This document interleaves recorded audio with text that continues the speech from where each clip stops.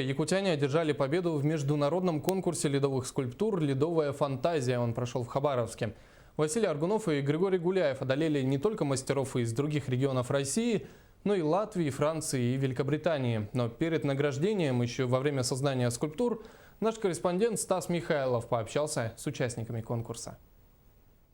Конкурс ледового мастерства проводится в Хабаровске 14-й раз. В этом году стимулом для участников является солидный призовой фонд. За первое место победитель получит 200 тысяч рублей, за второе – 150 и третье – 100 тысяч. Каждой команде достался ледяной блок размером 2 на 2 метра, из которого мастер волен сделать все, что ему заблагорассудится. Организаторами конкурса не предусмотрено никаких рамок по тематике произведений.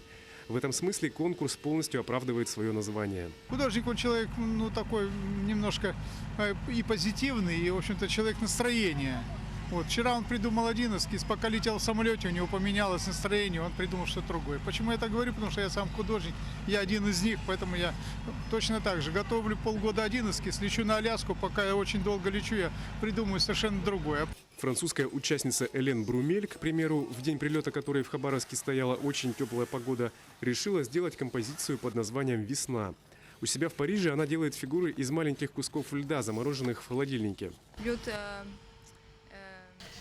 Здесь лед совсем другой, огромный блок, из которого можно многое сделать, что угодно. У меня обычно нет такой возможности, разве что склеить несколько маленьких блоков, приморозив их друг к другу.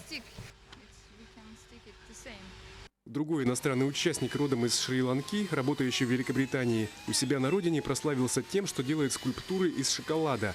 Эта работа требует очень деликатного и скрупулезного подхода. Поэтому работа со льдом для него – это совершенно другой отличный опыт. Ледовая скульптура создается такими большими инструментами, как бензопила. Эта работа требует гораздо больших физических усилий, но это весело. Когда работаешь с шоколадом, просто сидишь на месте и делаешь.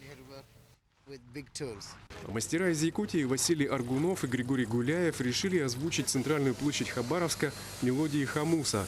Так называется их работа. По задумке мастера зрители должны услышать игру девушки на инструменте, крик стерха, лошадиное ржание, пение соловья. Идея этой композиции посетила художника вдали от родины. При приезде я придумал, помечтал о своей родине.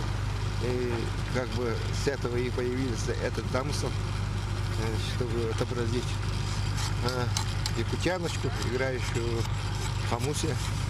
Стас Михайлов, НВК «Саха», Хабаровск.